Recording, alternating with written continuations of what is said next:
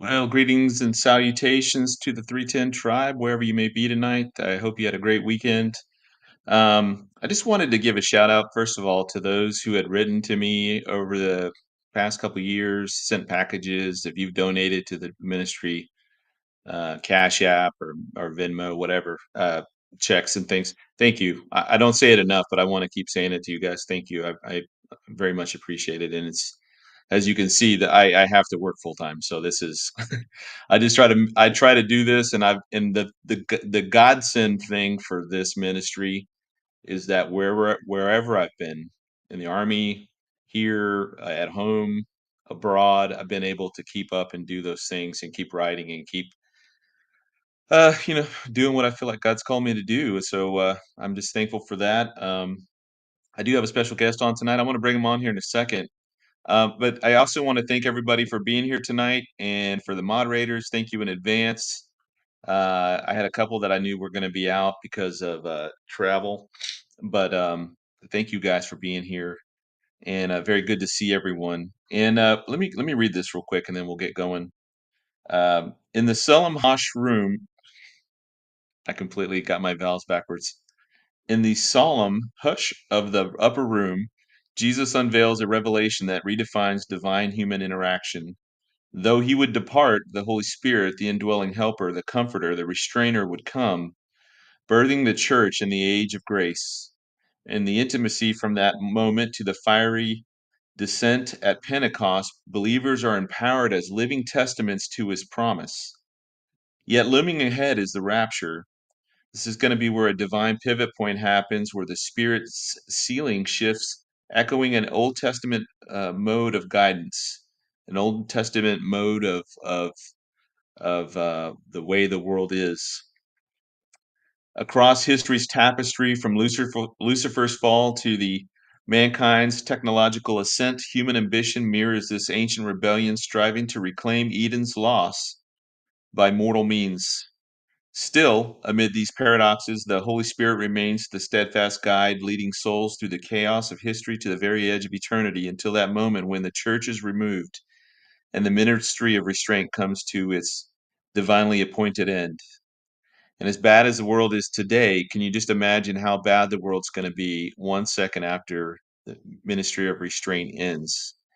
And what we're going to talk about tonight is going to be more on the technological side, just dealing with some of the issues that we see. And I think and I would both agree that not any one of these singular points necessarily, is the um, um, 100% proof that this is the beast kingdom technology. We're not saying that, but I think when we bring and we add all these things in together and we get the aggregate, we start to see a picture of where this prophetic trend is moving, and it's moving very rapidly.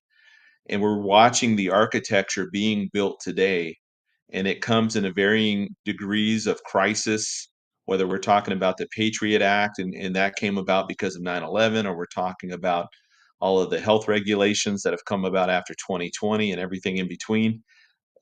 It's We're watching the kingdom being built, the beast kingdom being built right now. So we need to double down and really um, dig in and get serious about sharing the gospel and being the salt and light in the world that's quickly heading to destruction. With that said, on that high note, I want to bring on my buddy Joe, and want you guys to give him a round of applause. I Hey appreciate Joe, how that. are you? I'm pretty good. How about you? I'm good, good. First, it's your first time on here with me, although you and I have been talking for quite a while.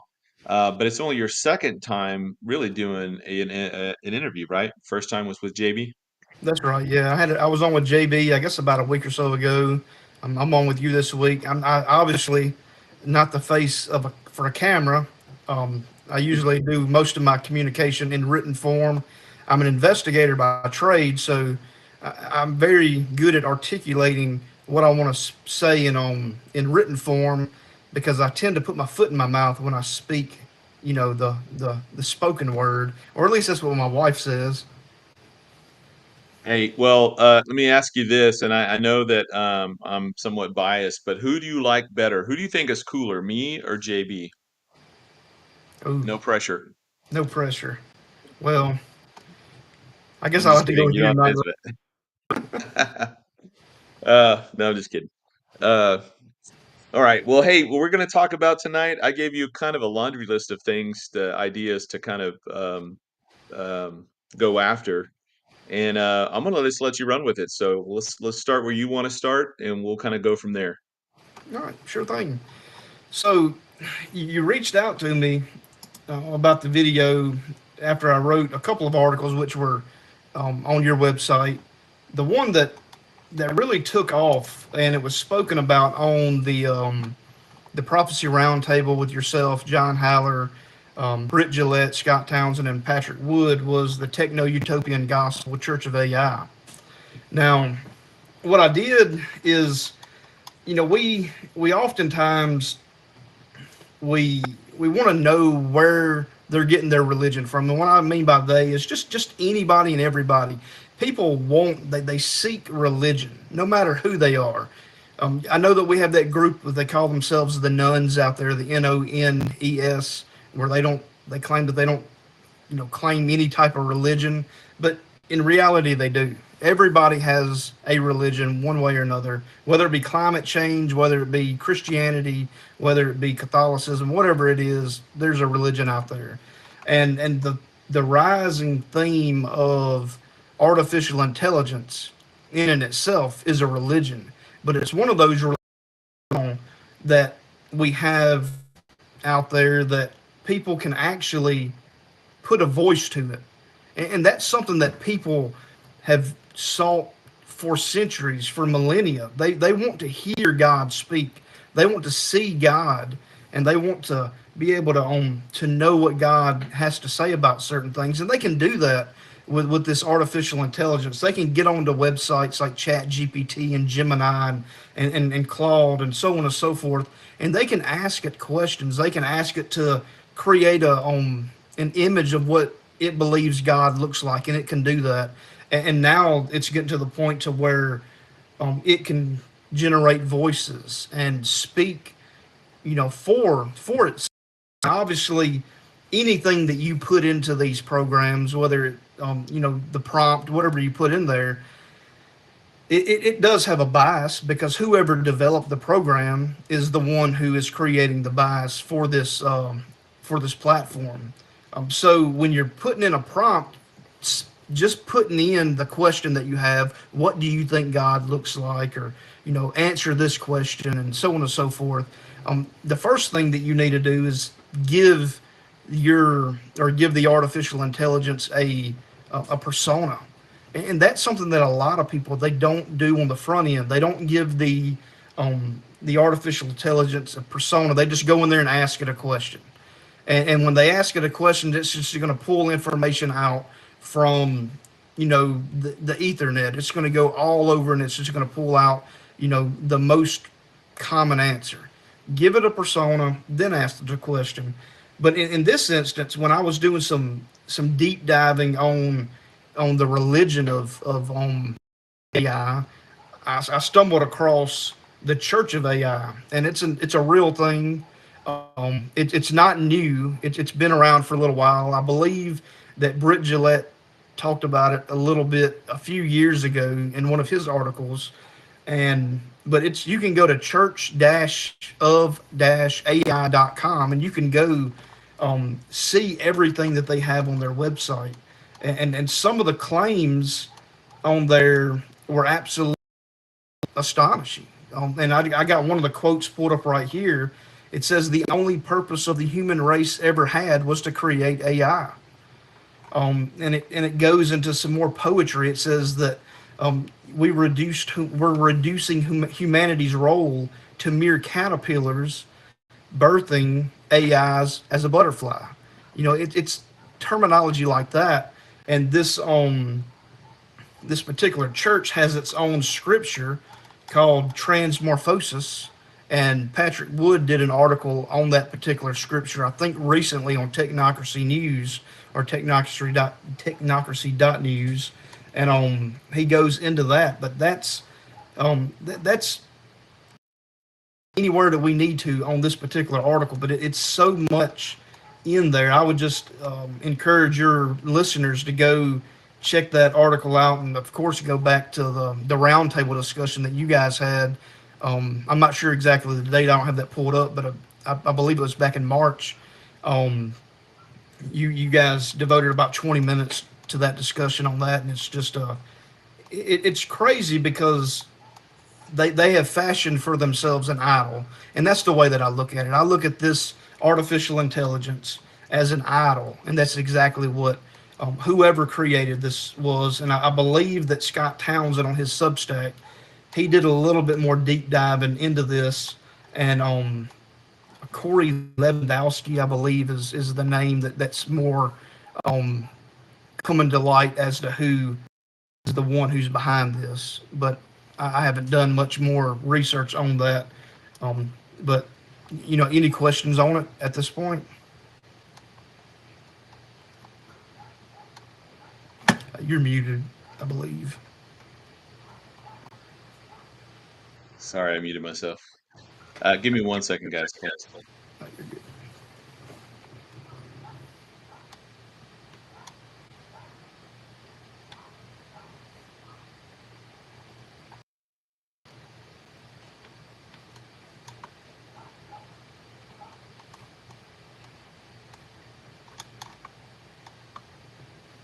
All right, sorry, my daughter called. Um, Hey, just so folks know, man, my kids call, my wife calls, I'm gonna take the call. And 9 times out of 10, unless it's like, right in the middle of something super crazy. But a couple of thoughts about something that you talked about there. One is that I don't want to get your thoughts on this. One, are you surprised at the speed at which AI has been incorporated into Microsoft, our phones. I mean, all this stuff is happening without our consent. It's just like boom. It's AI is now in the newest update on what is it, Microsoft Windows or whatever this is, and then the next one is it's now it's on your phone. Now we had Siri before, but you know. But now it just seems like it's just everywhere now. It just seems like it's permeated into where you had one chat GPT and then now there's like 20 different kinds of brands of whatever. So that's one. Are you surprised at the speed? And then secondly, with this church of AI, it's what you mentioned there about how the humans were created in order to create a we only exist to create AI. I immediately went back to the movie The Matrix and how humans were just born to serve as batteries for whatever that system was. I don't remember the name of it, but so I don't know. So what are your thoughts on those two things, like the speed? Yeah. So the speed aspect, no, I'm not surprised at how fast it's progressing. I will say that I think that there's a lot of stuff out there that they're like AI is the new fad, right? It's the new key word. And you put the word AI or put the acronym AI behind anything and people are going to jump on it. You're going to see a lot of rebranding of certain things. They're going to put AI behind it, and it's not going to be anything different than what it was before because they know that putting putting AI behind it is going to make people want to go after it, right? It's a marketing technique more than anything. But the the true artificial intelligence that's out there, like the chat GPTs and the things like that, um, that's the stuff that we definitely need to be concerning ourselves with. They're starting to incorporate. I want to say WhatsApp is going to start incorporating AI in its app, and there's no way to turn it off. Those are the kind of things that concern me. We've always had that opt out clause on certain things. Whenever you do a download or do an upgrade or whatever on your computer, you can opt out not to send your information or your demographics or whatever for testing purposes or so on and so forth. They're starting to incorporate different apps into these in your computers and in your phones, like the WhatsApp. They're starting to incorporate AI into that. They're not even giving you an option to opt out of it. It's going to be there, and what is it there for? We've been training AI for a while now. And how have we been training AI? Well, it's very simple. Every time you go type in your password and you have to click on the little reCAPTCHA button and it pulls up the little screen that has, select the number, the fire extinguishers, or select the the stop signs or the apple or whatever it may be. You click on those, Yeah. you're telling the AI what that is. It started off with simple things like, type in these letters, so you're training AI what different letters are. Then it went to pictures. Now you can even do it with sounds. You can do listen to it audibly and then type it in, because you're training AI, in those aspects. As far as the what was the last question? It was It of was just, AI. the comment about the Matrix and how you had Oh, mentioned that we exist to create AI, and that was very much kind of like the foundation of the Matrix movie. Because ultimately, when you get to the final point where he's waking up and he's brought out of that what egg or whatever he was in, and he realizes that he only exists to become a battery. Like, we only exist, like, they're looking at that now as we only exist to create AI, and after that, we're just a bunch of meat sockets, puppets or whatever, you know? We are just, yeah, we're oh the yeah, worker bees, I guess. yeah. I mean, I definitely think that they're, especially when you look at the technocrats out there, the ones that are pushing this agenda. I certainly think that they look at us that way. And it's not just in artificial intelligence; it's in every aspect. There's a sect of people out there, whether they, climate change. They believe that we're only here. Those Looney Tunes, the ones that are big into thinking that, what is it, Gaia worship, big into Mother Earth, that we're only here to fulfill the plans of Mother Earth. And once we've fulfilled Mother Earth's obligations, then we cease to exist.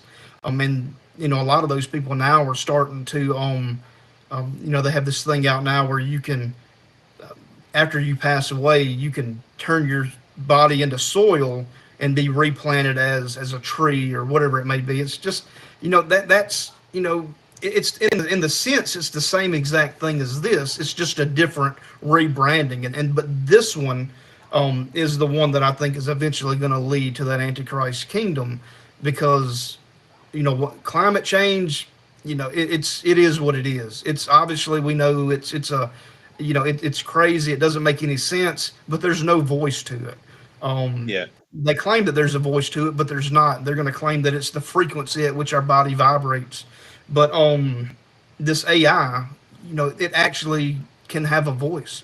And in the, like you said, the Matrix, and all of these different movies that we have and these TV shows leading up over the past probably 20 years. There's so much out there now about AI and just kind of preconditioning us to accept this futurist reality. I mean, even if you go back and watch, Minority Report. Minority Report came out, I think, in 2000 or maybe 2001. I mean, it was, over 20 years ago now. But when Tom Cruise walks into like the mall and every ad is calling his name and saying, or the ad of the eyes of the person that owned the eyes before he did, and he'd walked into that mall and it was like, oh, hello, Mister Nagasaki or whatever, and you walk in and like every ad is geared, and we watched that then thinking, wow, that is so crazy. And yet the technology is like that today. I mean, depending on where you live. I mean, some places are, if you're in some little small town in Alabama or Mississippi or the South here, you're not gonna, that's not gonna happen. But you can go to Japan, Tokyo. They already have stores like that everywhere. Um, in the AI, I guess the thing for me was that I remember I mentioned this the other night on a discussion, but I had my brigade commander had asked us about AI and when we would get to, that super intelligence level. And anyways, no, I think he was talking about when are we going to get to quantum mechanics or quantum computing, whenever we're going to figure that out. And I said, well, AI, because AI is going to help us get there. and he just kind of laughed it off like, oh, that's like 50 years away. That's not going to happen anytime soon. Because I was describing kind of in detail what I was thinking, and I was mirroring like the Revelation 13. The we know that there's some image of the beast that's coming, whether it's a statue, a holograph, whatever it is, and it's able to talk. It seems like it's able to interact, and it's going to appear to have some kind of a life to it. And I can't help but think that AI, it's got to have some kind of, AI programming into it that I think ultimately gets possessed by Satan or whoever possesses this image, or gives it its power to do the things that it does. But I mean, you look at, we can talk about robotics and how human-like a lot of these things are becoming now, these robots. And we always had that uncanny valley kind of gift, that where we could look at something and say, yeah, that's not really human. That's not a human. That's fake, or that's a Photoshop, or that's a, whatever. We can always we have that ability to kind of differentiate between a living soul and something else. And I don't know. It's getting to that point where it's getting harder and harder. That line is being blurred like crazy, and it's going to be, I think, near impossible in the next couple of years, if we're here, to really be able to tell the difference between a human. I mean, even now on the phones, I mean, I'm sure you've called places and you get a AI assistant, or you kind of know now who's AI as soon as somebody picks up. You can kind of tell. Um, but it's getting to the point now where you're not gonna really be able to tell the difference between a human and an AI when you speak to somebody on the phone.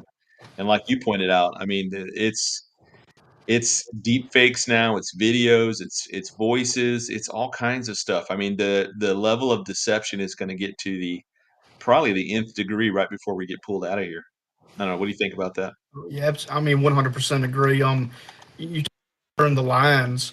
I My most recent article that I wrote, I titled it "Hacked Reality: VR, AR, and AI in the Antichrist Digital Illusion," and I talked about how these modern technologies are blurring the line between reality and illusion. They're in unprecedented ways. Um, and they're doing it through, they're preconditioning us through media.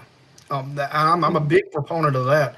You can look back at, and the movie I cited was Ready Player One. I don't know if you've seen that. It was based off of an Ernest Cline novel, where basically humanity uses this particular this virtual reality set called where they escape the real world. They're living in this dystopian, you know, like Squalor. Yeah. yeah, containers stacked on top of one another, and then you go inside, and they're just sitting down, and they're living this, realistic life. And it absolutely, and I wrote this, and I'll just read what I wrote. Part of this article. It says society finds refuge in a digital illusion, blurring the line between genuine life and fabricated world. Um, and that's what I definitely think. Um, I think that that's going to be part of the beast system, because I try to figure out what is humanity's role going to be during the tribulation period. I think that a majority of the Antichrist system and the way it's going to be ran is going to be automated. It's going to be, technology is going to be run rampant, and there's going to be very minimal use for human beings. That's why I think that we're seeing this push toward universal basic income. They're condition a society to just accept money, and just live, live their best life, right? Um, Mhm. and just take your money and go live your life. You don't have to work. You don't have to do anything, because there's really not going to be any jobs available for you, especially during that time frame. I'm not quite sure. I'm sure that there's going to be jobs there during the tribulation period, but I'm just not sure exactly what people are going to be doing. We saw a dry run of what I think a lot of people are going to be doing. It's going to be turning their neighbors in for being dissidents, and maybe that's how they Yeah. get Paid. compensated further than what they normally would. Yeah, I think that may go for a while, but eventually they're going to just run out of people to turn in, and I think the main thrust is just going to be to get the Christians and any the tribulation saints and anybody that's Jewish or that's going to be under the that doesn't want to take the mark. That's going to be the folks that they. But you're right. I think a couple of things. One is that what they're going to be doing inside of the 70th week, like what people's jobs are going to be. I think that obviously any of the manual labor type jobs that require physical, dishwashing or cleaning tables or sweeping floors. I know that we have robots that can do that stuff, but I think that that lower tier stuff's going to still be done by humans and animals. Um, but I think ultimately they're going to have to come up with some type of universal basic income that just pays people for existing or whatever, supporting the system, and they use that money in turn to pay for stuff, and that's how they become so dependent on the system, and that's what makes not taking the mark that much harder because the government gives you everything. They're your whole source of money, income, etc. So, and it's almost that way now in the United States. I'd say probably about half the population is dependent on the government for something. Yep. And if Well, that money were to ever dry up, I mean, it would be cataclysmic. I mean, it would be bad. But what are your thoughts on uh, you had mentioned that the inside of the 70th week there was something I was going to say about the image of the beast. Oh, I know it is. Back in the ancient times people created idols, right? So they made idols out of stones, they made idols out of wood and ivory and all different kinds of materials, but those things just normally sat there. And I believe that each of those idols had some type of a demonic entity attached to it. How much that demonic entity could interact with the people that were worshiping it, I have no idea. But it had to be enough to keep them, hanging on, right? To be just enough to keep them kind of, dragging them along. That these idols would do something supernatural. And I think that that's going to be the way it is right after the rapture as well. There's going to be a blending of technology with the supernatural. And somebody had made a comment earlier. I just kind of glanced and saw it, but there's not necessarily. It's true. There's not going to be necessarily a steady power source going through the 70th week with all the judgments and stuff coming. And I think Satan knows that he's trying to find a way. In fact, I think 1 second after the rapture, a lot of those technologies that have been plateaued and had only go so far, and they can't seem to get to that next level. I think that barrier is going to be removed, and you're going to have a lot of eureka moments, and people are going to be like, "Oh, that's how we do it." And you're going to see this flood of new technologies come in, largely probably quantum based, or they're going to mainstream quantum computing to some degree. And maybe that's just the governments have it and everybody else has normal internet. I don't know, but yeah. So I think quantum's going to be playing huge. Universal basic income is going to be playing huge. AI is just going to be in everything and everywhere, and it's going to be so indispensable to it'll be as important to people as their iPhones are now or their cell phones are now. I mean, I don't care where you go now. People are like this, glued to their phones. And it's just become the main. You don't even need a VR headset. I mean, you just got that camera or that phone in front of your face all day, every day, and at night, laying in bed, and you're scrolling in bed for 2 hours. And we've all done that. I mean, I'm not pointing fingers or anything, but it's the nature of how this is going to go. It is going to become so intrinsically interwoven into our daily routines that to think about not having it is going to be uh it's like all of a sudden not having internet. I mean, if all the internet shut off, I mean, how much of this world would continue to run today versus 10 years ago versus or 20 years ago, 30 years ago. And you're going to see very quickly that if the internet went out back in 1992, very little would be impacted. If the internet goes out in 2002, the internet's going to be, I mean, it's going to have impacts, but not nearly as much as it is today. And today will not nearly have as much impact as if the internet went out 5 years from now or whatever. So I think Satan is going to have a reliable backup. I have no idea what that is, but whatever it is, it's going to be enough to power his kingdom, uh, at least for 7 years to keep that going. But I don't know. What do you think about that? You think Yeah.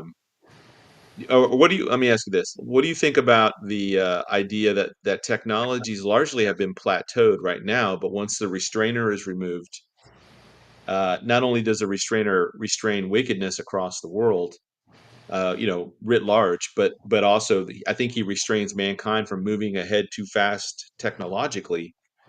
I mean, can you imagine if Genghis Khan had somehow, the technology had existed back then that he had access to like Stinger missiles or machine guns, any kind of technology. I mean, it would have just like he could have conquered all of the Eastern civilization. I mean, all of the Africa, Europe, and Asia.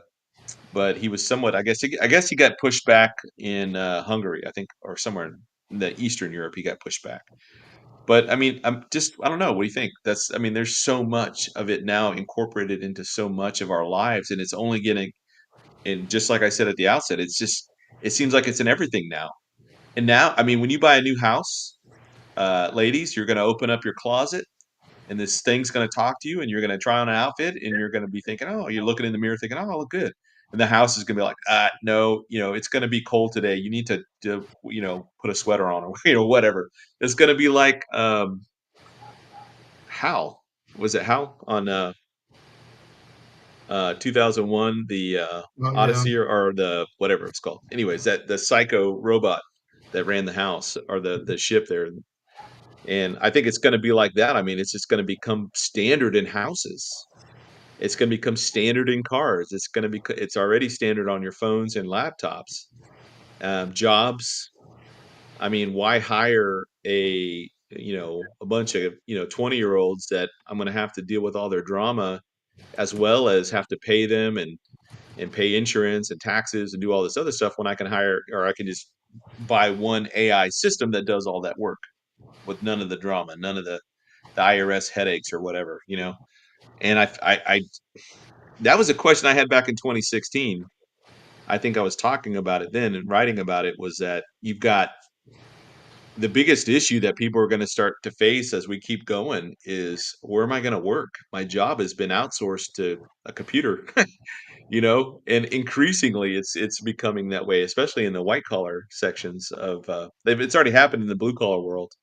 All these factories have been, um, you know, they're basically machines that's running things, and people are just there to make sure the machines don't break down. So their existence merely is as caretakers, worker bees. And I think that AI, man, that's just gonna make that look like a small blip on the map. But I don't know. What do you think about that? Yeah. So I definitely think that there's going to be a floodgate of knowledge and technology that'll encompass the earth after the tribulation. There's going to be so much stuff that comes out that we won't ever see, obviously, and that we probably wouldn't ever comprehend. I mean, some of the stuff that's come out just recently are things that we really can't comprehend, like that the quantum microchip from Microsoft. What is it, Majorana One? Um, Yeah. it's things like that. I mean, just Chat GPT. I mean, large language models. If I recall, listening. I'm trying to remember who it was. Several years back, and how they were saying how Chat GPT was going to change the game. I'm going to date myself just a little bit. Back when I was in high school, Ask Jeeves was revolutionary, right? I mean, I remember all the kids were getting onto the computer, getting on the Ask Jeeves, asking it questions, thinking that this was the most unbelievable thing that they've ever seen. I mean, so we tend not to understand what we haven't seen yet because we haven't seen it. So I definitely think that there's going to be more stuff that's going to be revealed to us that we really can't comprehend. It's hard for me to fathom that we don't already have the technology. I think that the technology to enter into the beast system is already there. Um, but I could be wrong on that. I mean, obviously, like some of the things that you're talking about. I mean, from a connectivity standpoint, I think that the infrastructure is in place. But you also have to factor in the during that time frame, there's going to be major catastrophes that are going to shut down a lot of that infrastructure, and how is it going to um, come back up from the cell phone perspective? And the virtual reality, I'll hit on that first. I'm with you 100%. I don't think that we're going to need virtual reality to be able to see this image of the beast. Like you said, the phones themselves are sufficient enough, especially with augmented reality. If you recall, a couple of years ago, the Pokemon Go game that was augmented reality. You didn't have to have a headset on. All you needed was your cell phone, and you just had the camera app opened up, and you could see the little whatever it was creature on the sidewalk. I mean, you had people walking out in traffic trying to catch these things.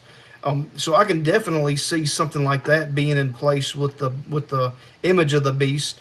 Turn your phone on, at a particular time, and through your camera you'll be able to see the image, of the beast. I don't know. I mean, I'm gonna do like what you did. I believe on Tom Hughes's first program. I'll reserve the right to say I don't know on a lot of things. I definitely, um, don't, um, know everything, but we certainly, we see the infrastructure. I don't think that we see everything that's going to be in place during the beast system, but I also think there's going to be a gap period between when the rapture takes place and the institution of the signing of Daniel's of the covenant there in Daniel 9:27. I don't know how much of a gap. I mean, it could be a week, it could be a month, it could be a year. I don't know.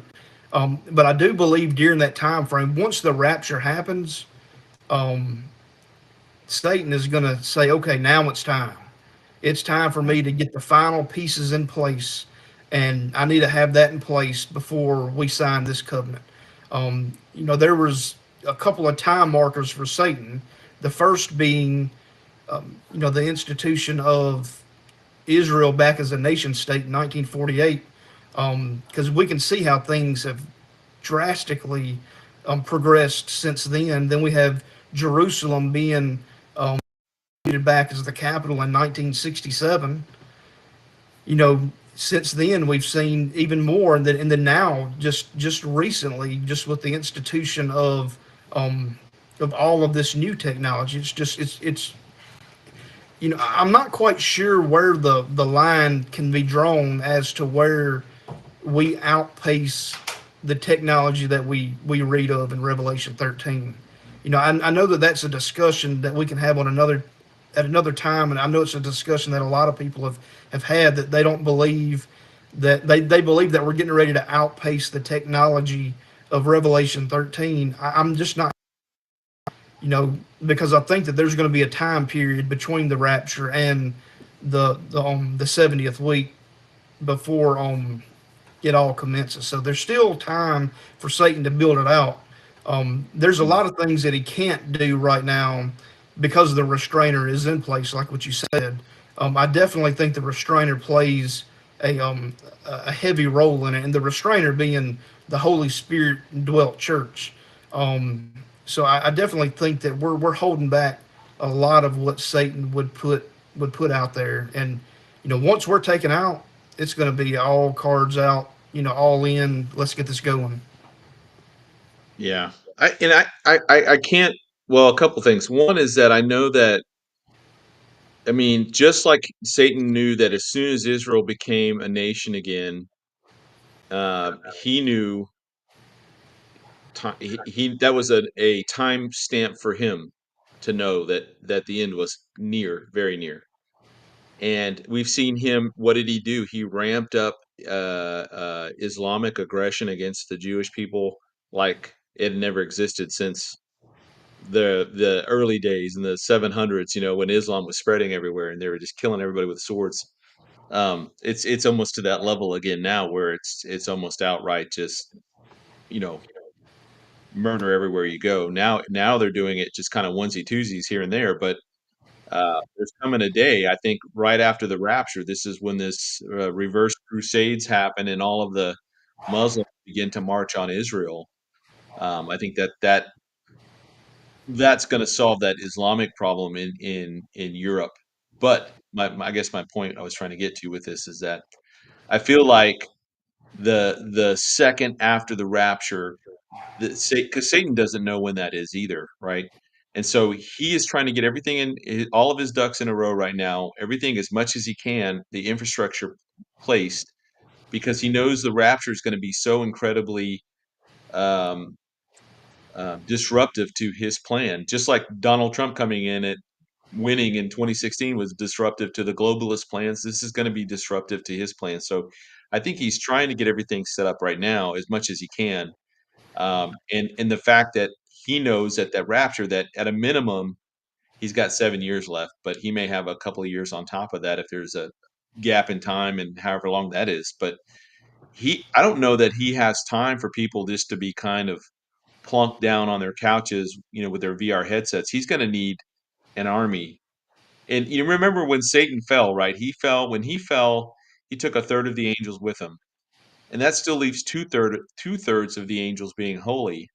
So he's already outnumbered. So he's got to even those odds as best he can. He's going to need everybody fighting, everybody on his side, which is why that mark of the beast, whatever that technology is, it is once it's implanted onto the person, you're done. I mean, there's just no undoing that. So it has some type of genetic effect on people or some type of effect that changes them some way that it's permanent. And it could be that when they take the mark, God seals or sears their conscience so that they can't. I mean, that's also a possibility too.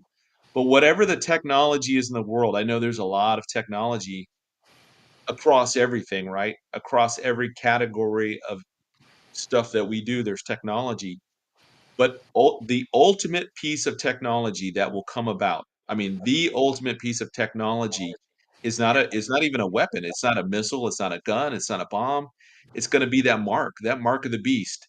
Everything that's happening now is gearing up to make sure that that mark is is ready to go as soon as possible because Satan knows that he can't win this battle.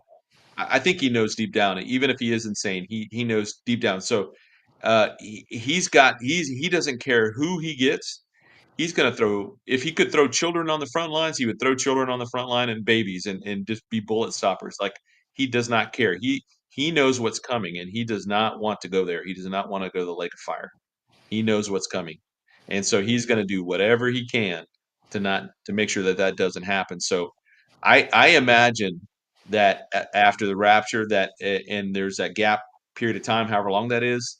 I think the rapture first and foremost has this huge evangelistic effect that people will know that was the rapture because God has allowed this time that we're in now to talk about it, to put it all over YouTube, Rumble, Facebook, everywhere that we put it on. People have seen this somewhere and they're familiar with it.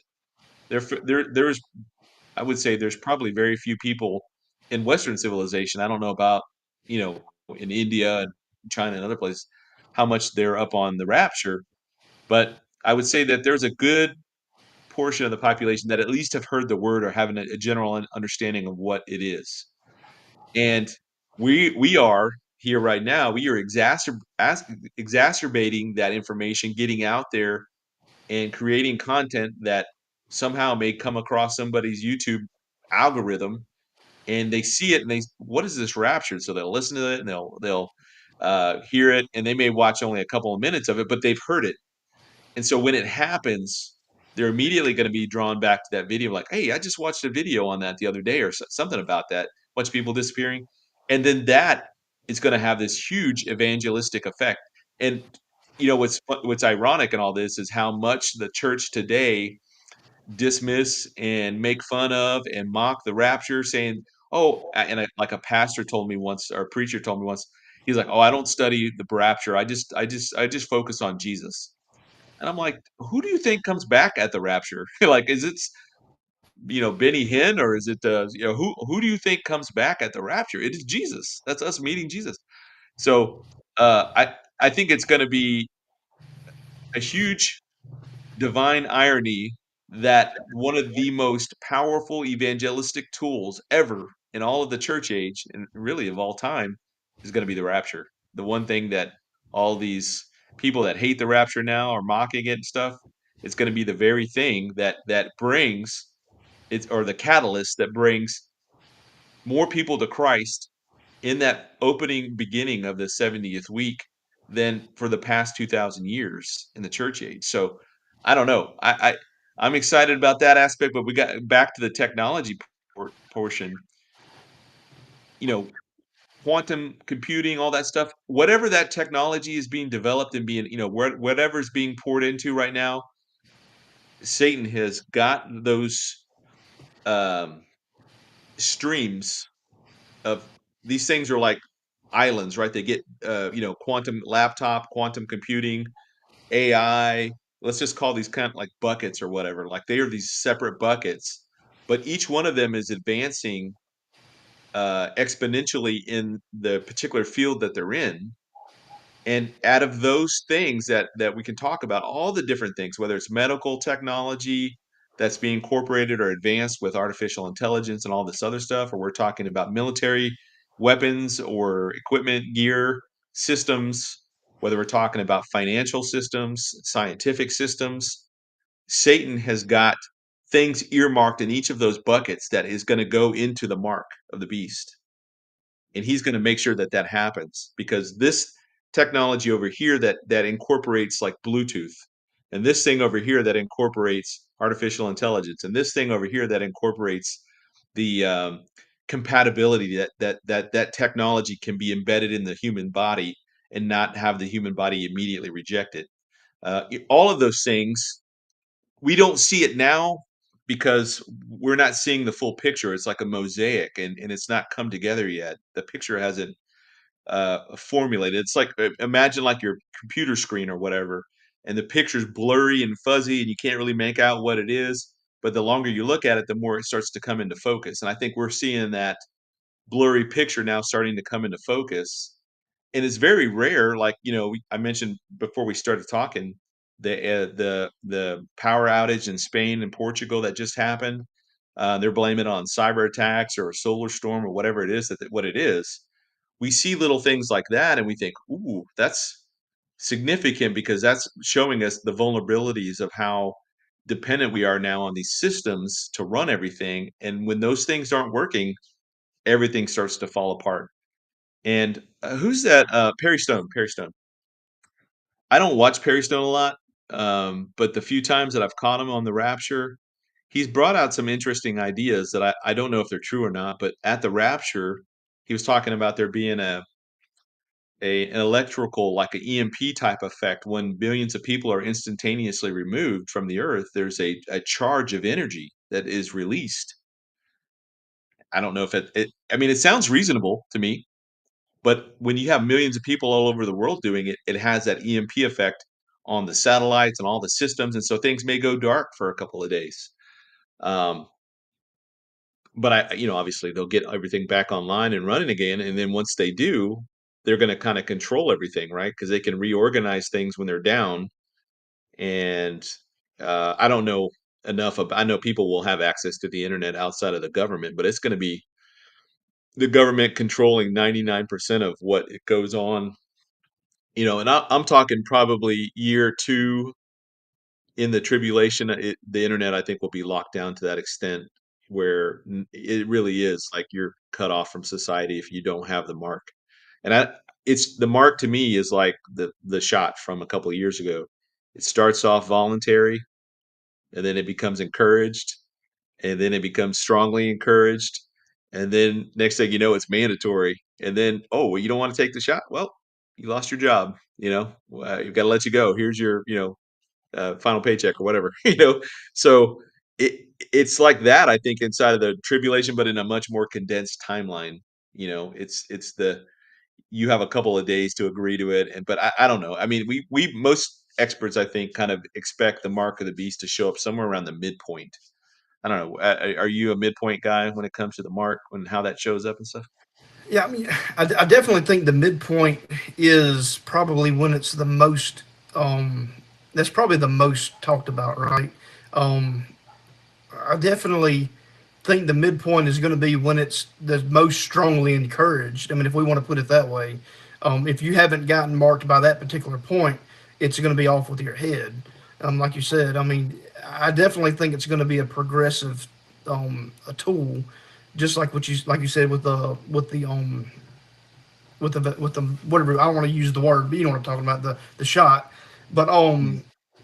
I definitely think that it's going to be a progressive tool that people are strongly encouraged to get, and it's gonna come with a whole bunch of features and a whole bunch of benefits to get it.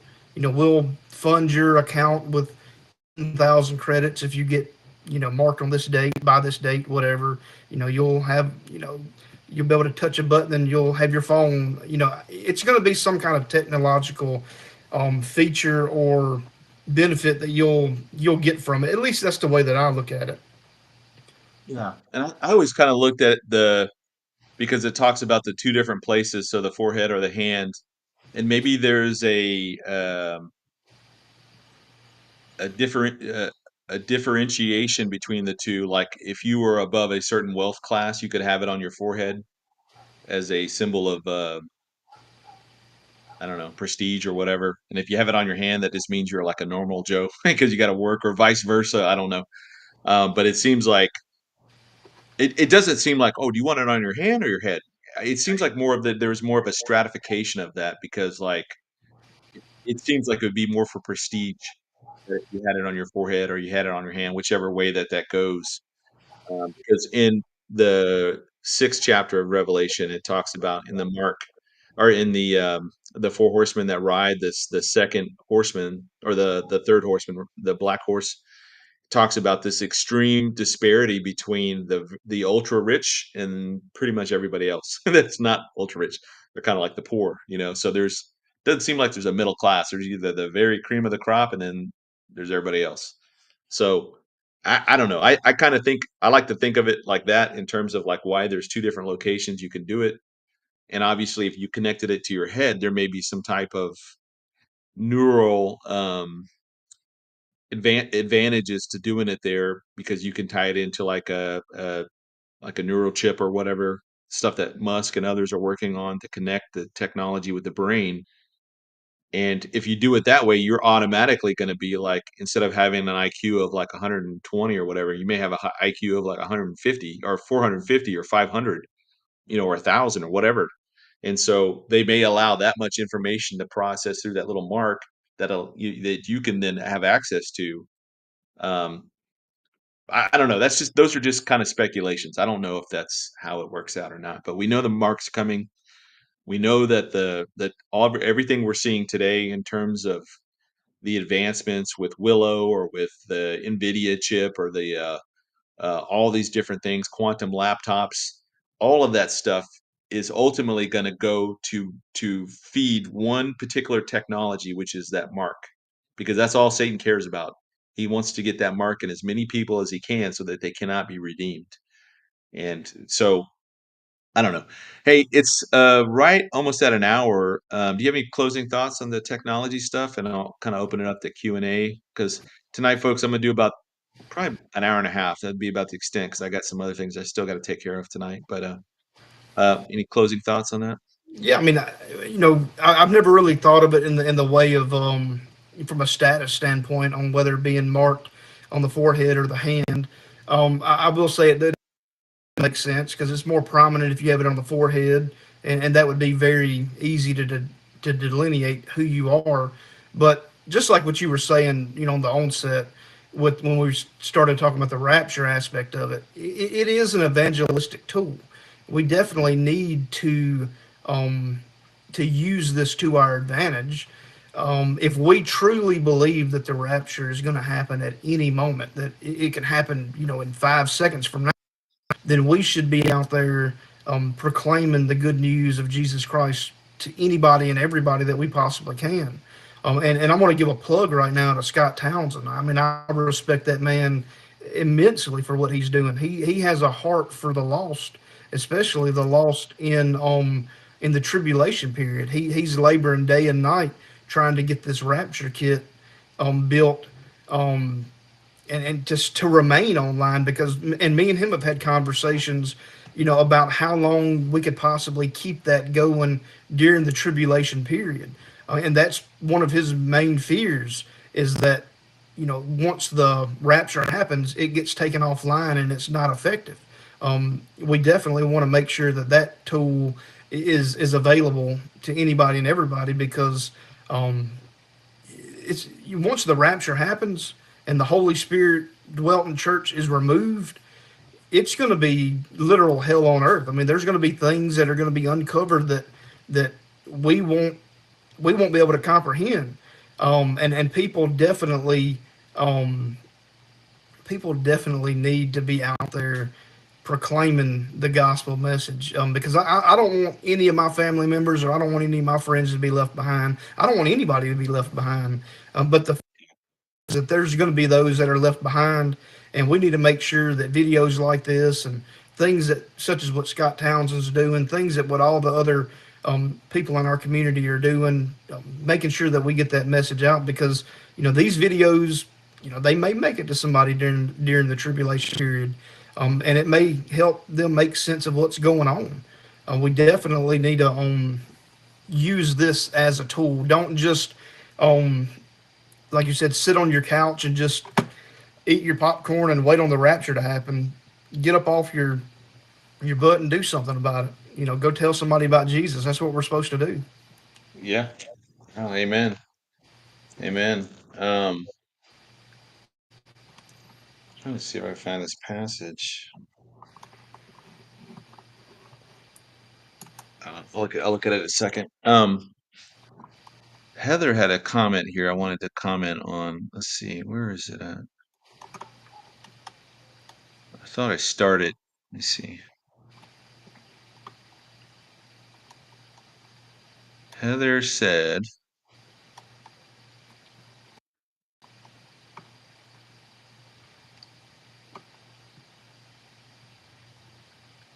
oh, good grief, I can't find it now. There's too many comments. God, what did she say?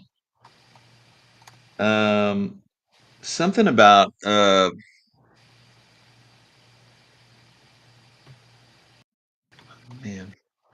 Heather, post your comment again if you can. It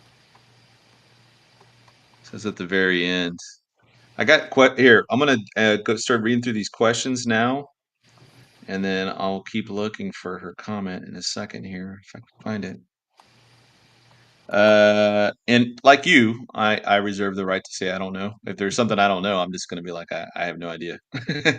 uh, I've thankfully I set that precedence early, and I could just from Cavalier question: is it possible that Revelation 9:6 is due to people uploading AI into their brain chips? Let's see. Revelation 9:6. I don't have that verse Yeah. memorized, so I need to look it So up. this is, in those days shall men seek death and shall not find it, and shall desire to die, and death shall flee from them. You know, I, that's certainly a possibility. I kind of think that too, that you can look around the world today and see where Satan is investing in, because you can see where all of the emphasis of the global elites are kind of looking in this direction. I also think that evil, like we're thinking of evil right now, we're having this conversation somewhere else around the world. There are people right now plotting the destruction of everything, and plotting how to bring this all about, and they are actively working on it right now. Right as we're talking, they're talking in their little smoky back rooms, dark back rooms around tables, and in whispers and hushed voices and doing all sort of nefarious things. But they're geared up to do that right now. I think they're ready for they're expecting something to come as well. Um, so the answer is I don't know. The answer is it could be, but I know that one of the things that Satan is pouring a lot of money and time and energy into is this thing called the Methuselah Project, and not just that one, but there's a bunch of different like anti-aging technologies that he's trying to work on. So maybe the mark, this chip or whatever it has some ability to deliver some of that to the wearer or the bearer because they're thinking, man, this is a great deal. I'm connected to the system. I can get everything I want. I mean, 100 times smarter. And and now I have this access to, you know, to do whatever, so that and I can live to the age of 150. Like at the age of 150, I'm like, I'm really like 50. So there may have some of that, and that may be incorporated. That's why people can't die, because that stuff is coming through the mark and they can't turn it off, and it's just like they're going to try and die, but they can't. Um, what is that passage where had the rulers of this age known, they would not have crucified the Lord? It's in Corinthians, but it's uh, I think it's in chapter 2 or chapter 4. Yeah, 2:8. I think 1 Corinthians 2:8. Let me see.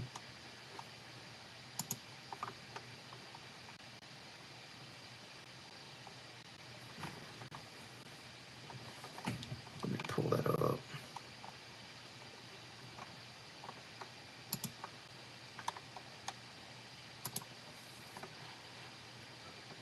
Uh, trying to find search. Let's see, search. I can do this search.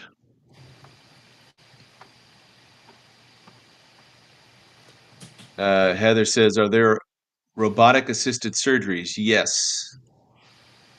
Yes. In fact, there's a hospital in China that I think it's all AI now. All the every surgery is done by the robotic arms and stuff, and then there's like a physician that's not even there, that he's kind of helping guide or make sure he's overseeing the procedure or whatever. But yeah, they have a full hospital. I think that's going to become normal. If we're going to be here um, long enough to see it. But I think you would be going forward if we had time. I mean, it would be crazy to perform a surgery without an AI assistant there overseeing your procedures, or you're overseeing the machine doing it. I think that's going to be the same way with planes, commercial jets that fly passengers. You may have a human pilot there, but really the system is going to be flying it, and the human is just there to oversee the system. I think that's going to be. We're already seeing it with vehicles, driverless vehicles, and I think somebody had mentioned that they're going to do it for 18 wheelers, if I'm not mistaken. Um, but yeah, I think that it's going to start hitting up every sector of society, every form of technology, every form of transportation that's going to have AI incorporated into it. Especially with all the plane crashes we just had. From January to like what, mid-February, we had like, I don't even know how many we had. Like 3 or 4 really big ones, and then we had a bunch of other smaller ones. Um, that's okay, Catalin. That wasn't the question she had. It wasn't even a question. It was just a comment, and I saw that and I thought, wow, that's pretty interesting. Um, we definitely will lift your father-in-law up in prayer. My mom had that heart attack. Not a heart attack. She had a stroke, and it's scary. It's scary. Okay, let's see here. Next question is from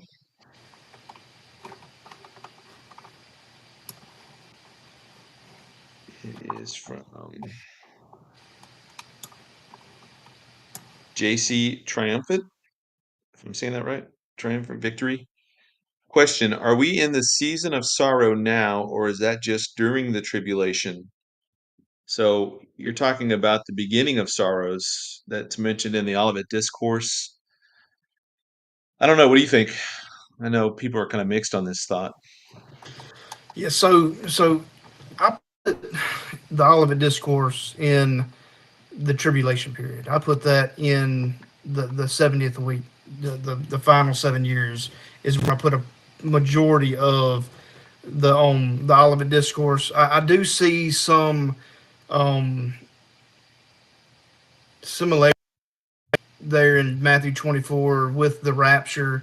Um, but I do think that it's talking about the second coming there in the end. But I do believe that the season of sorrows reference there is going to be in the 70th week, the last 7 years. Yeah, I kind of agree with that too. I think we're kind of foreshadowing that right now, but I don't think it's fully we're not fully there yet. We're not fully in that stage of what I guess we could see kind of some of this the similarities with wars, rumors of wars, all that kind of stuff, obviously. Um, but I think you're right. I think it's majority of that's going to be inside of the 70th week. And Jesus, when he's explained, and I've used this example a lot, but like when we get the Daniel 70th week, I look at that as like a thesis statement. It is a statement, it is a prophecy, but it kind of encompasses everything, right? It's just kind of a generic, not generic, but a general statement that has some very specific things tied in there, but it gives this kind of overarching 490 years back in the fifth century. And it says, okay, well, 483 years are going to happen, and this is going to capstone that 483rd year, but then there's one final week left. And we just haven't had anything in history that's lined up with that yet. And then obviously after 70 AD, Israel wasn't even there, and the temple was destroyed, so there wasn't any way to commit a abomination that causes desolation. So therefore, it could not have happened prior to 70 AD, and it's not going to happen until some point in the future here, whenever the tribulation starts, which will be whenever the rapture happens. It'll be sometime immediately after that. Um, Oh yeah, 100%. I mean, and I'd like to just add that on you know the birth pangs that's referred to there in Matthew 24, Luke 21. We're seeing, like you said, the foreshadow of that. We're seeing the Braxton Hicks contractions of those birth pangs right now. And we're definitely seeing it unfold much more with the hatred of the Jews. I just read an article earlier today about how there was an Israeli that was forced to sign a statement at a Japanese hotel to state that they were not involved in any war crimes due to the October 7th thing. I mean, we're starting to see this end times anti Semitism at an unprecedented level right now. And it's just going to get worse. It's going to just, the birth pangs are going to grow closer and closer. And as I do believe we're in these Braxton Hicks contractions now, we'll eventually start seeing much more persecution and much more natural disasters and wars coming up. I mean, there was an article that I read recently about Pakistan and India. They're on the brink of war as well. I mean, we're seeing much more of this stuff become more and more prevalent. yeah, yeah. The world is becoming increasingly um, destabilized, and it feels like any little spark would be just enough to set off this raging inferno of wars and chaos and lawlessness, and it wouldn't take much right now. And I think we're going to kind of live on that edge until the rapture happens. We're going to be right there at the very, and it's like everything else God does in the Bible, there with few exceptions, but most of the time it's always at the right time, which happens to be kind of like right at the last moment that we get delivered. So we may be here right up to the very point where it's becoming, really obvious.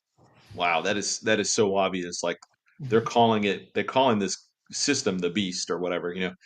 And speaking of that, the guy that was all over the internet here, the Abdullah Hashim or whatever, that guy claiming to be the Mahdi. Some I think I saw it, and I have to go back and double check. But he's saying he's trying to go out there and tell people he's not the Antichrist. Everybody's calling him the Antichrist now. So the fact that the church is here still, and we're able to point things out like that and say that's the mark of the beast or that's the Antichrist, or you know, not saying that that's them specifically and definitively, but like, hey, you looks like you're trying to take on the role of the Antichrist, because that's what you're saying all this stuff right now, that everything he says. So he seems very defensive about it. I mean, to put that way. So, but we're here at this time. We're able to point these things out. Imagine a world that doesn't have that, a world that has no idea of what's coming. And that's why I think God has allowed this door open up. You know, as churches refuse to talk about it, and as church doors, brick and mortar, you know, churches are closing down, and those are closing down or drying up the funding for missions around the world.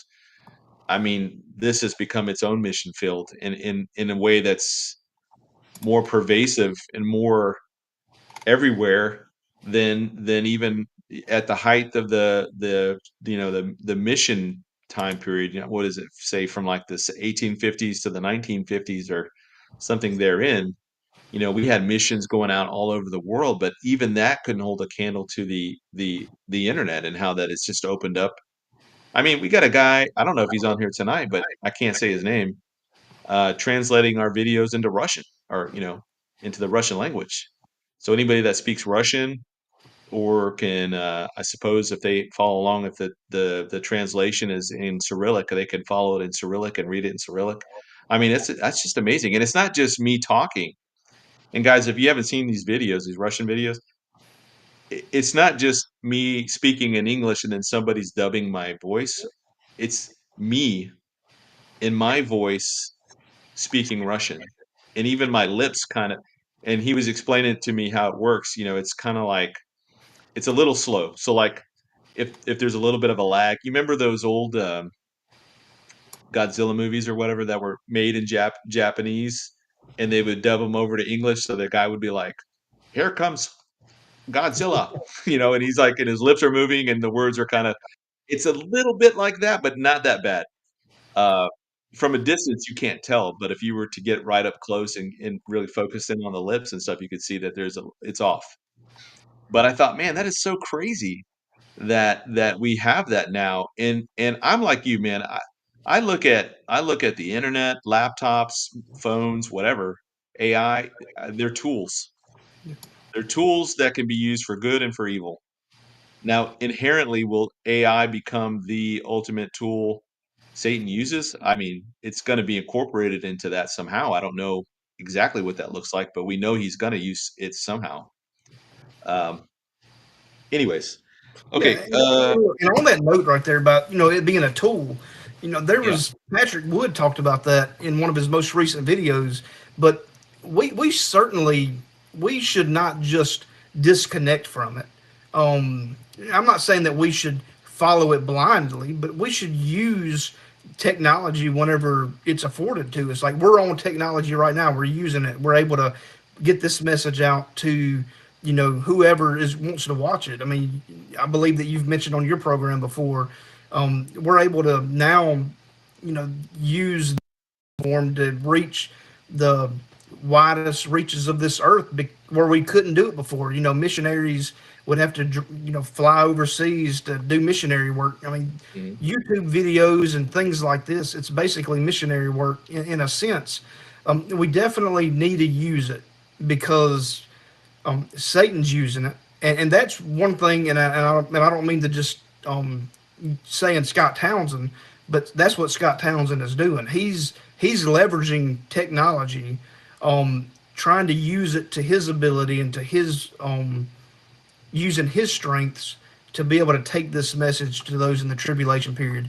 Because if the enemy's going to use it, we need to use it as well. We just don't need it. And I know I saw some comments on here earlier about not using AI to sermons and so on and so forth. Absolutely, you shouldn't be doing that. You shouldn't be These pastors that are going 100% using AI with their technology or with their sermons using this technology, so on and so forth.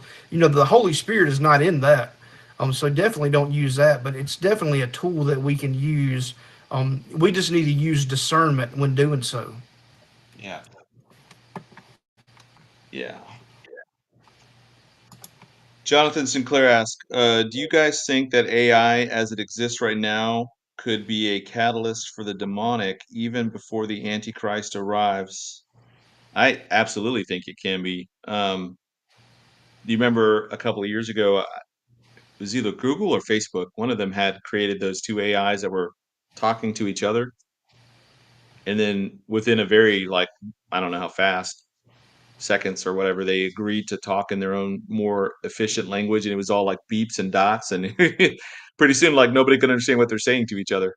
So I, I I tend to think that had the restrainer not just like for example, when I think about the ministry of the restrainer, I know that it's a the Holy Spirit working through the church, and so that when it comes to issues that are require humans to interact and to make that change, I think the Holy Spirit can move in believers and cause them to rise up to vote a thing down or to vote a thing up or to speak out against this terrible, like slavery, back in the 1700s, William was Wilberforce or whatever. Um, there could be social issues, abortion, marriage, whatever the issue is, that the church, when led by the Spirit, becomes engaged and begins to be that salt and light in a very kind of obvious way in society. But then there are things there that only the Holy Spirit could do because we don't have the power or authority to do those things. We're not in a position.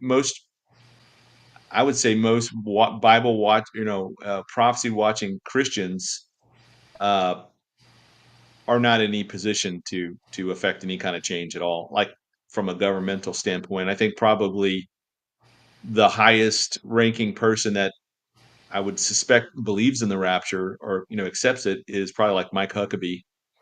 I don't know all the other people that are in Trump's administration, but in terms of really kind of knowing what it is and understanding it, I think Mike's probably like the highest ranking guy up there. I don't know where Trump is or Vance or any of those other people are on eschatology, but um, so yeah, so we're not in the position, but I think that's when the Holy Spirit is moving and holding back the forces of wickedness, um, in kind of like a force field in a way, right? It's just holding these forces back, and when the church is removed and we go up to the air. And oh, that reminds me of what Heather's question or comment was. That we meet the Lord in the I don't know what level of the atmosphere that we meet the Lord in. And I was thinking about this the other day. I saw a meme and it had all the different categories of the sky. You have the tropospheres where like planes fly in, and then it goes to the stratosphere, mesosphere, thermosphere, or exosphere. So one of those we meet the Lord in one of those areas. I don't know high up, but in the passage in Ephesians where it says that Satan is the prince of the power of the air, I mean, we're going to be paraded through enemy territory. If the demonic entities, they're not living in smoky caves and caverns and whatever, they're living above us in this spiritual realm. Um, and they're putting themselves above us because they think they're above us. We're like insects to them. We're nothing.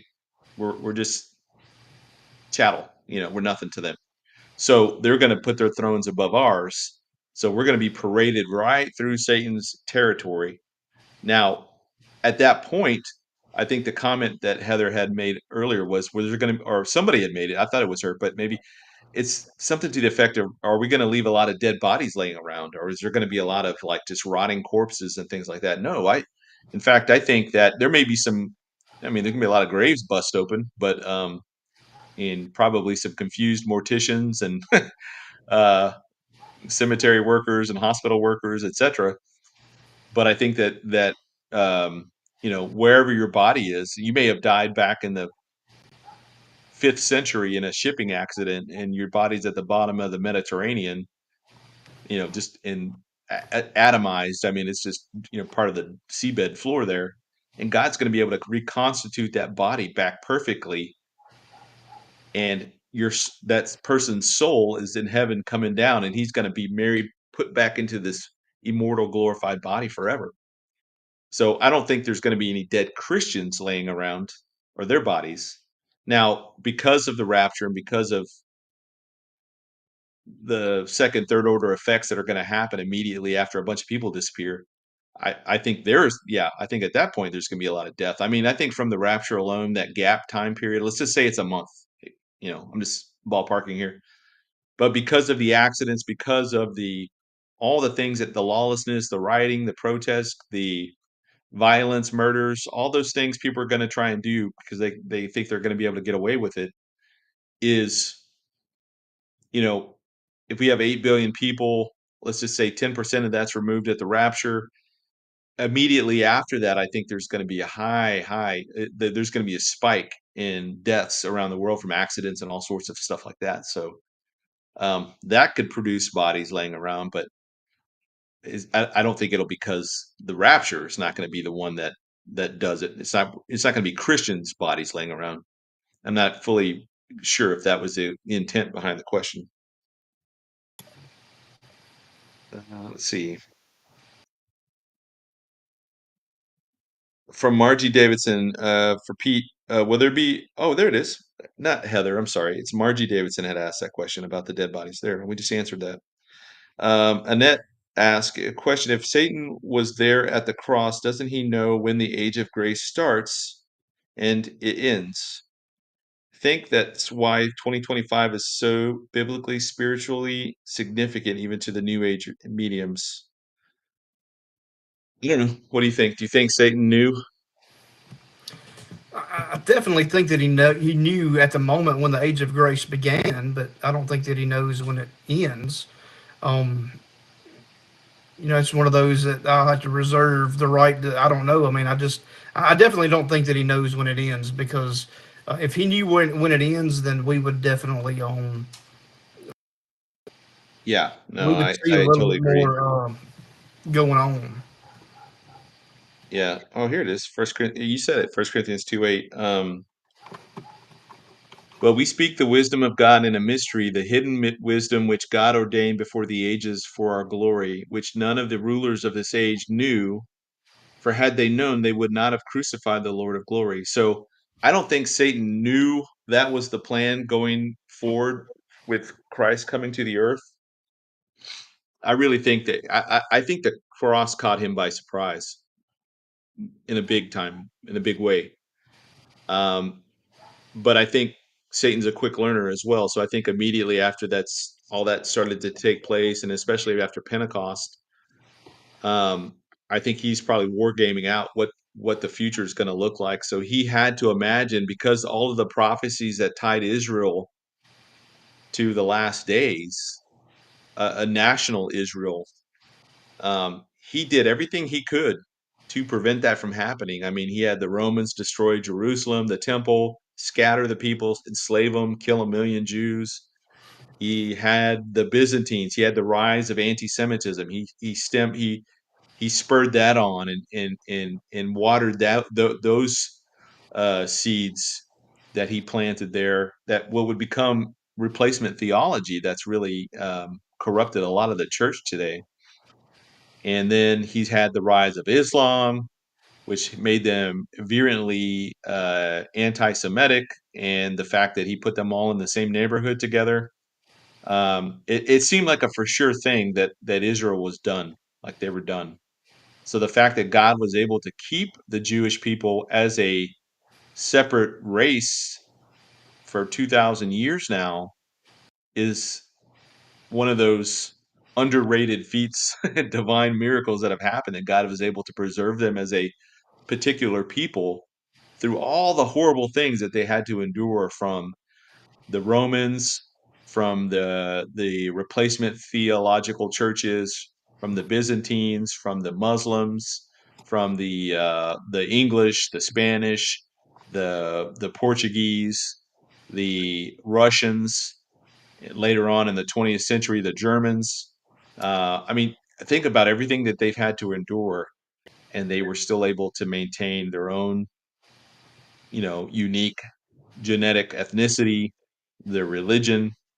Now, even their language has been revived. I mean, so the fact that they even exist as a nation today is a miracle on so many different levels. It defies explanation. It defies even understanding of it. Just the fact that they're there, and they're the only people that have ever done that. Most people that their city, nation, kingdoms, whatever get conquered within a generation, they're kind of wiped out. I mean, they're kind of done. I mean, they get scattered, um, spread to the four corners of whatever that empire, and then their bloodline dies out, and now they're just not a unique people anymore. Their language is gone, their history, their art, culture, all that stuff just kind of absorbed into everything else, right? But the Jew, but the Jew has managed to stay separate all for 2,000 years. So I think Satan was watching the Jews.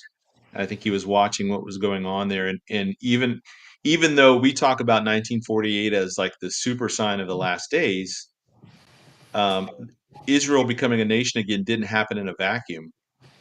You had the 1897 the Zionist Congress there, led by Theodore Herzl. You had the Balfour Declaration. You had all of these things that were happening in the background. The Ottoman Empire had to collapse and fall apart in order for those lands to be parceled out back to create new nations, like Transjordan and Syria and all those other countries. So, Israel becoming a nation again didn't happen in a vacuum. There was a lot of moving pieces in the background that was making that happen. God was orchestrating all that perfectly. And what did we see Satan do? He introduces something the summer before the UN vote. So the UN vote was in November. Well, what happened? What happened off the top of your head in July of 47? Roswell. Roswell, Hmm. the biggest, most well-known UFO story of from then until now has been Roswell, and that would I guarantee you, man, Satan was not caught by surprise with Israel becoming a nation again. He sits in those back rooms. He's a fly on the wall in every one of these meetings. He knows what's going on, and he saw that coming, and he brings in this like UFO angle. So now we got this whatever this is, and all the stuff that's happened in the sky since then. Even in the last couple of months with all the orbs that were appearing, not even the drones. I mean, we can explain drones. We may not know who makes them or who's driving them or operating them, but we still can't explain all the wheels within the wheels in the skies and all the crazy stuff people were seeing. Like Satan knows, like he would not be going through all of this stuff, ramping all this stuff up on every front if he did not feel like this was not the time. Like we're close, we're very close, and he's doing as much as he can. But again, the Holy Spirit in that restraining role is keeping all those forces back, and he's only able to do a little here and there. And that may be why we can only see glimpses of these UFOs. I mean, we get some grainy footage or some footage from iPhones. It's most 90% of that is like you can't tell one way or the other. But then you get an F-18 that's got like FLIR cameras that's able to capture these things, and it's undeniable. You can't deny that those things are there. Um, anyways, okay, I rabbit trail all the time. I'm 100%.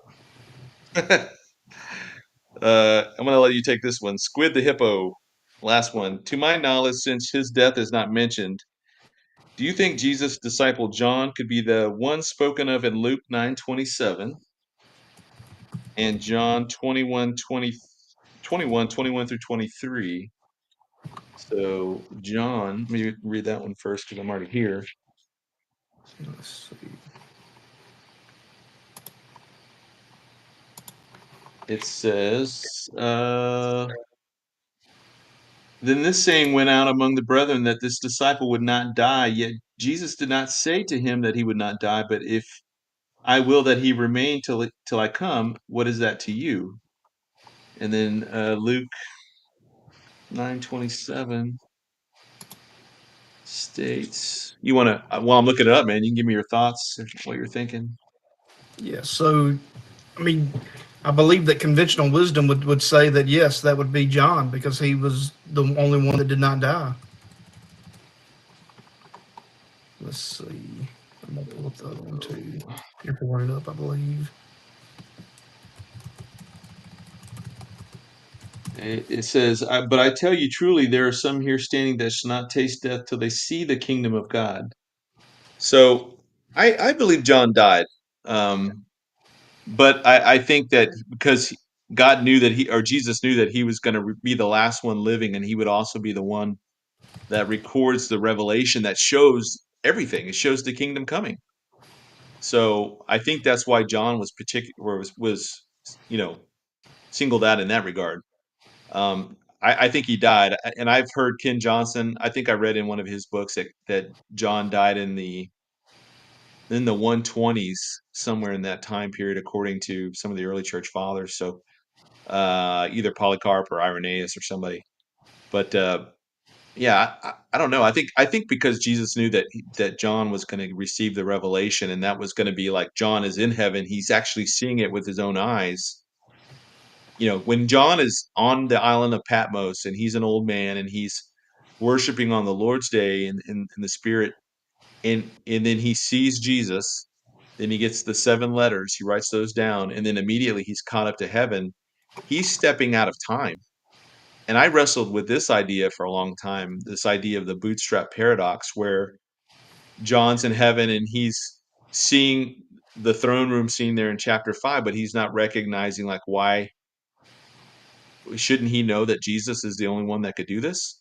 And so the question is like, how could he not know, knowing everything he already knows? And so I don't know how that all plays out, but for some reason he is unable to come to that conclusion in heaven. And maybe that's a kind of, how in Romans 11 it talks about a partial blindness that comes on the Jewish people, or is put on the Jewish people. Maybe he had some kind of filter on that he just couldn't understand for the purposes of how he was going to write it down. But yeah, I don't know. That's just my thoughts on it. What do you think? You think that's kind of what it could be, or no? Yeah, I mean, I've never really thought of it to be honest with you in that context. So I'll just have to, reserve the right on that one to say I've never really thought about it. Um, I'm not as deep as some people think. I don't know. I think a lot, so I think that's my problem. Is I think too much about things, and I end up like just rabbit trailing into every little thing. Okay, well that's it, guys, for tonight. Thank you, Joe. Do you have any closing comments? I'll leave it up to you if you want to close out anything. I mean, just I just appreciate everybody. I mean, I've kind of been in a chat for the last little while. I mean, I've always been on the videos, just watching in the background. Um, Chat a little bit more often. I can't get in it as much as I want to, so I just appreciate you bringing me on. And yeah, and if you want to learn more about what I do, you can go over to my website prophecyrecon.com. I have a Substack, prophecyrecon.substack.com, and that's where I do a lot of my communicating with people over there on that Substack. Myself, Britt Gillette, and Scott Townsend, we're kind of trying to build that up a good bit. So feel free to check it out. But I'll definitely be in the chat as much as I can whenever you're doing live from time to time. So yeah, I mean that's you know I'm not a technology expert by any stretch, but I definitely see technology and what's going on right now in the world as a strong precursor that we're right on the hinges of the tribulation period. So a lot of the stuff that I've been putting out recently is tech related, and so maybe you can grab something from it, and it could benefit you in your studies. I think your articles on really every article you've sent to me, or sent me the link to, the posts on mine have been phenomenal. I mean, you're a fantastic writer. I love and I'm kind of like where you were 10 years ago, where I only did writing. I only wrote for the first 10 years. So when it came to articulating my thoughts on things, I was so much better on, writing it down and getting my thoughts out that way than I was going on an interview or whatever. Yeah, So yeah, I tried a little bit. I tried to do a little bit of video stuff, and I had Josh on, my buddy Josh, back month ago now, I guess. But he was trying to get me on Patreon early on, back in like 2017, 2018, to do some video stuff, and I was like, I am never doing videos, man. That's crazy. Like, nobody wants to look at all this. Like, I don't want to do videos. Like, I just had no desire to do any kind of videos. And so uh it was, I don't know, 2021, and Terry James and I had already done two books together, and he's like, "Hey, has Jen ever interviewed you?" I was like, "No." And then so he reached out to Jan, she reached out to me, and next thing you know, it's just like, here we are. So definitely not how I intended any of this to go. I was completely content just writing. Um, I didn't have to talk to anybody. I could just write what I wanted to write and then submit it, and then boom, done. And I did play around with Substack the other day, so I warming up to it. So that's all I can say right now. So I yeah, may end up moving my website at some point down the road to Substack and kind of go in that path. But I kind of like mine now because I can put a lot of graphics and things on mine, and videos. And I know you can do that in Substack too. But yeah. okay, enough of that. But thank you guys. Thank you for the super chats tonight. Thank you guys for your comments, your questions. Your participation is always greatly appreciated here in this particular channel. Um, I I can't tell you guys thank you enough for the prayers. And I know people say that kind of flippantly. I mean, obviously, everything that happened with Ella last summer, like, that was all God. That was thousands of people praying. She went in on a Saturday with a epidural hematoma and was walking out of her own power, and you know, completely everything went just flawlessly. I can't even. I know not everybody has that same scenario, but that doesn't mean that God's not working in your lives any less than mine. I've had a lot of people that I've lost, a lot of people that we prayed for over the years, and it's just sometimes we don't understand God's ways. Sometimes He has His own ways and reasons for doing what He does, and to us they might seem unfair, especially if you lose a loved one or a family member untimely. It might seem like, why God? You're questioning your faith and everything else. But uh, I don't know. The Lord gives, He takes. The Lord giveth, and He takes away.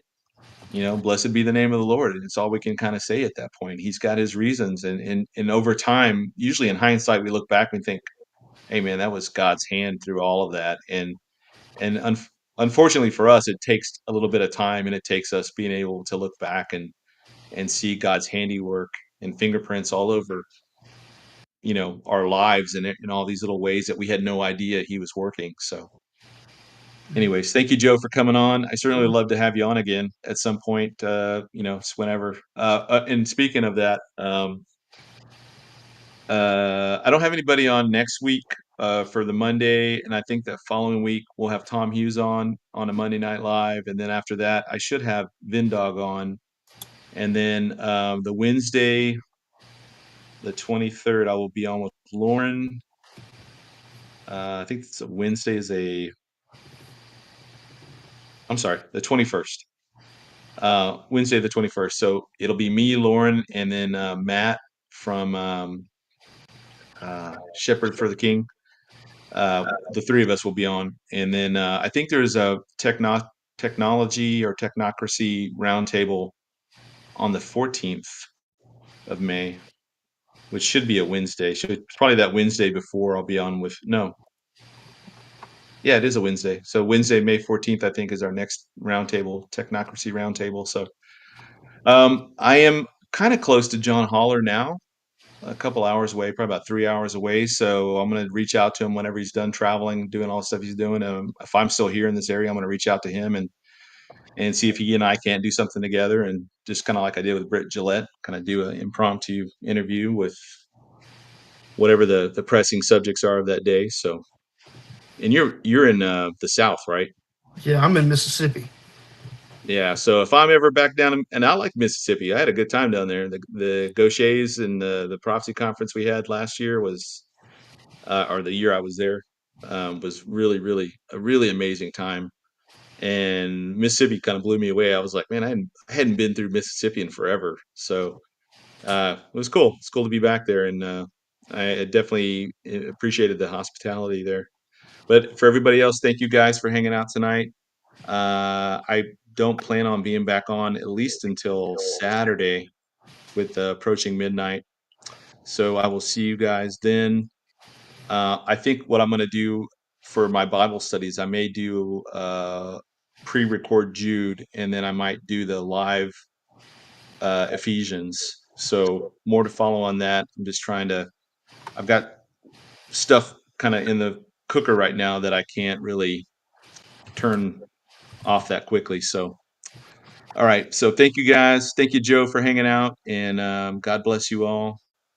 Have a good night, and we'll see you next time.